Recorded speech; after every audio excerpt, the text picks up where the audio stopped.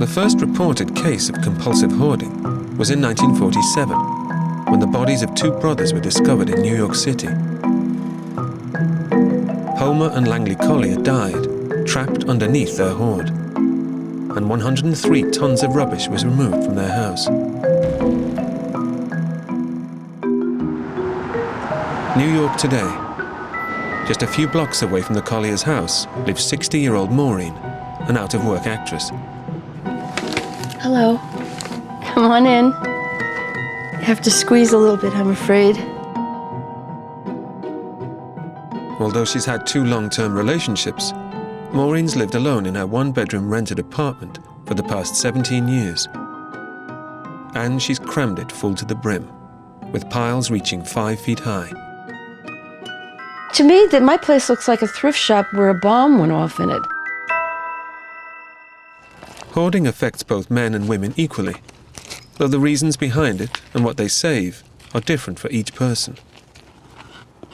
For Maureen, clothes and bric-a-brac have a special place in her heart, and she spends her benefits of $1,200 a month on charity shop bargains. I couldn't resist this chair, and you can't even see it. It's a beautiful old rocking chair. It's almost as if it's a person and you're trying to save them from being destroyed on the street. Look at that beautiful lamp, and it's not like it's intricate work or anything, but it's just, look, somebody could use that. When I'm trying to think about throwing something out, it just feels so scary that I do not want to revisit it. But Maureen didn't always live like this. She was once a successful actress, appearing in over 100 plays and a dozen films. As a young girl, Maureen was always the center of attention. She was a cheerleader, she was in plays, she was bubbly, seemed like the happiest person alive. But, like 85% of hoarders, Maureen had a close relative who also collected. Everybody in my family, we just had a big mess in our house, just really a big mess. Because I think my mother also had a problem with it. Maureen was one of 5 children. Her father, an alcoholic, left home when she was 5, although he would often come back to visit his family. The sense of danger from growing up in an alcoholic family probably would be a very large factor. And in fact, the hoarding would be one way to kind of keep her life very narrow, almost like armor, a sense of safety around her. And when Maureen's mother died 6 years ago, her hoarding escalated. I think, in a way, I built a fortress around myself. I guess as a way to hold on to my mother. I felt safe there. It was as though I was in a little cave. Maureen has reached her lowest point. She's seen 13 different therapists, but nothing's helped. I feel despair, and because I so want to turn my life around. The only option left for Maureen is to confront her hoarding face on. Because she's so ashamed of her apartment, Maureen doesn't let her friends and family visit. But now, for the first time in 17 years, she's decided to invite her cousin Mary over. The thought of having my cousin Mary in here tomorrow is pretty daunting. I just have a dread of seeing her face when she walks in the door. Hi Mary, it's Maureen. Guess what? It might horrify me that when I'm talking to her on the phone, this is what she's surrounded by. I can't put myself together. I can't do laundry. I can't get myself to take a shower. I'm fighting for my life. I'm fighting for my life. Maureen's hoarding has meant she's become increasingly isolated from her loved ones. In New York, Maureen is also facing up to her hoarding and letting someone into her mess. Despite the shame she feels, she's invited a member of her family to visit her for the first time in 17 years. How are you feeling about Mary coming round? Not good at all. Not good at all. It's funny, I don't want anybody to know me, I guess, I realize. I'll expect the apartment to be messy. How messy, I don't know. I've never been in it, so I just hope my reaction doesn't hurt her feelings.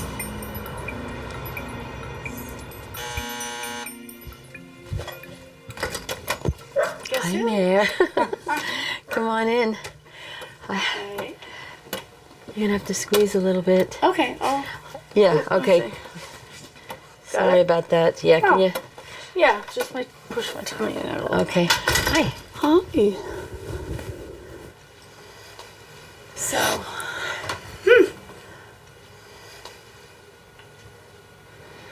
It's cluttered. Just needs to be straightened out. I don't think it's horrifying or, I still love you. It doesn't make any difference to me at all. So, hey. It's fine. I sleep just in this section here, and I guess I'd go for this way.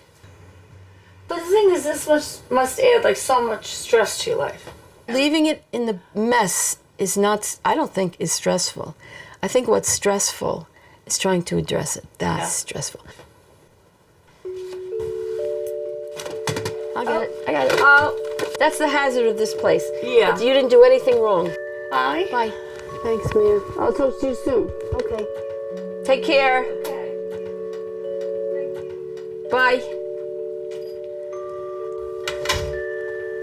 Oh, brother.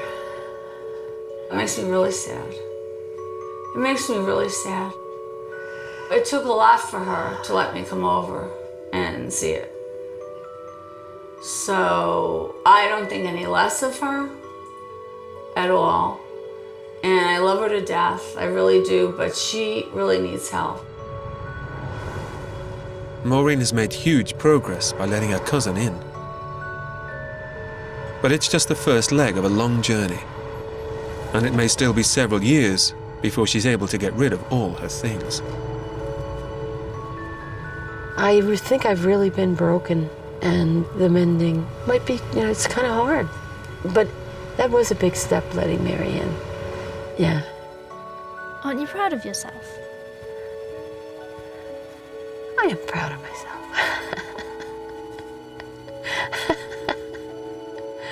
I am, actually. Thank you for pointing that out to me. Yes, I am. Oop. Oop. That's a pile I made today when I was looking for other stuff I'm going to have to rearrange.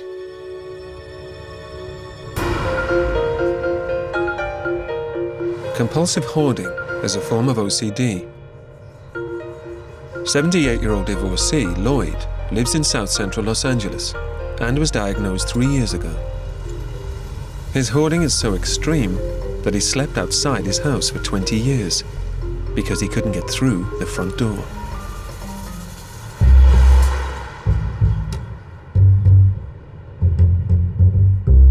There were bicycle parts floor to ceiling and wall to wall. There was really no room to move around in the home. One bedroom, which was the larger of the two bedrooms, was actually the bike room. In that room alone, there were 5,000 bikes or bike parts. All sorts of wheels and seats and handlebars and pedals. Having anything in quantity appeals to me. It's sort of like in Monopoly, it's nice having a lot of the paper money.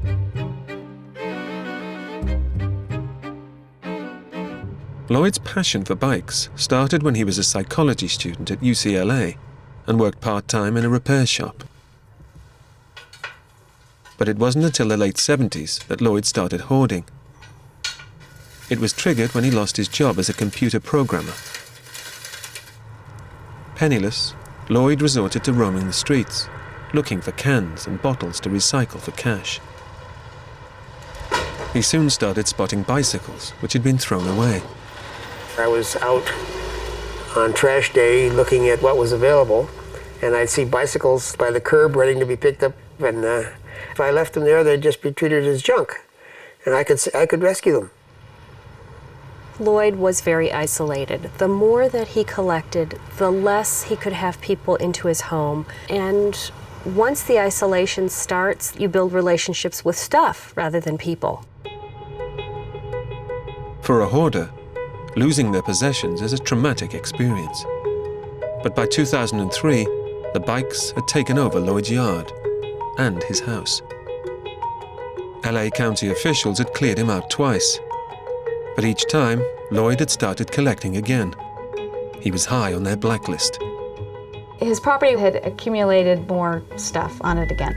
The departments were very frustrated. They didn't know what to do. They had 18 charges against me. To me, it seemed ridiculous. It might be a law, it's a ridiculous law.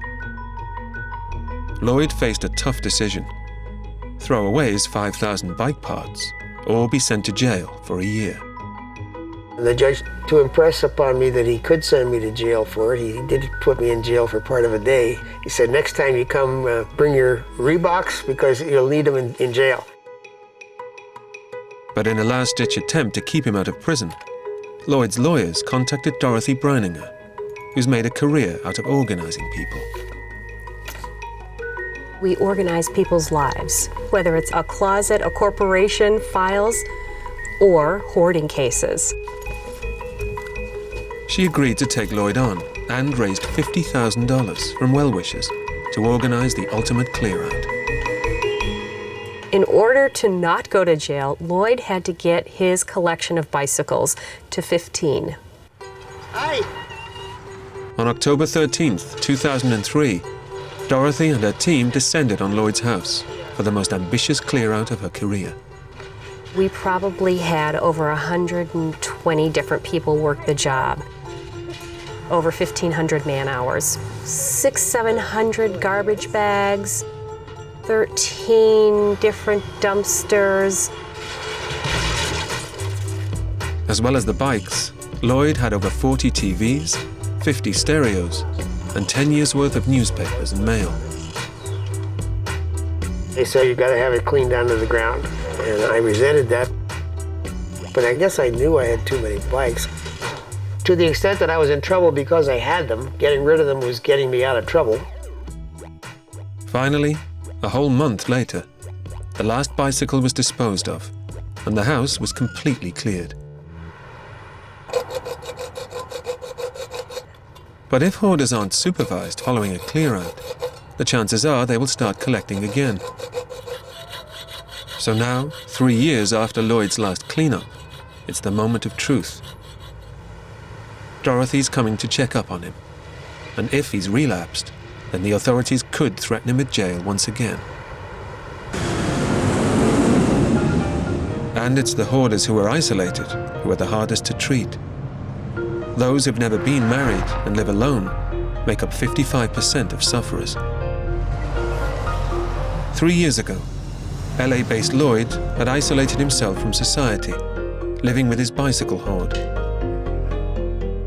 Since he was cleared out, he's amassed over 400 more bike parts, but he now keeps them in the yard. And after 25 years of being single, he's remarried, although his new bride refuses to live with him amongst the clutter. I wasn't feeling comfortable. And then I told him, you know what, if I really move here completely, we will get a divorce pretty soon. But when I come here, I try to be very sensible about his problem. I said, well, why don't we throw this away? Probably after I leave, he picks it up. But I think one of the good things is that he's not lonely. Today, Lloyd is expecting a visit from Dorothy, who organized his last bicycle clear-out. He knows he has to make a good impression, or she could throw away his latest range of bicycles. Now, I don't notice it, but somebody coming in from outside might. But Dorothy knows that hoarding is chronic, and sufferers are rarely completely cured. I would be really, really surprised pleasantly surprised if it were clear. It's been over 6 months since Dorothy visited Lloyd's, and he'd agreed to a 15-bike allowance.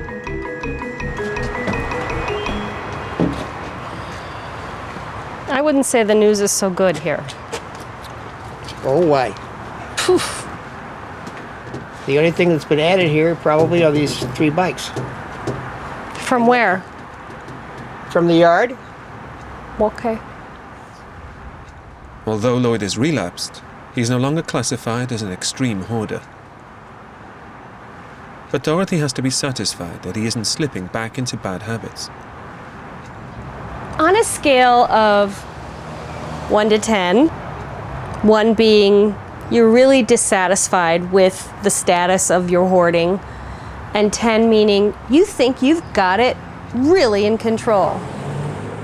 5, possibly 6. I'm honestly not bringing much stuff home. I can see that.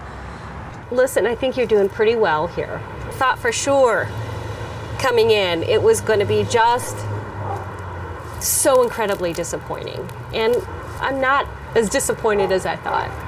You know, the patterns are really starting to come back. The minute you decide you want to take some steps forward, I'll take steps forward. Lloyd will always be fighting a desire to hoard. But the fact that he received specialist support means that he's become one of the few hoarding success stories. If Lloyd and I and Carmen all stay in touch, he has more motivation, you know, to want to clean it up. Okay. I'd like to see Dorothy proud of me, and she can feel that she's accomplished something in life by rescuing me from my clutter.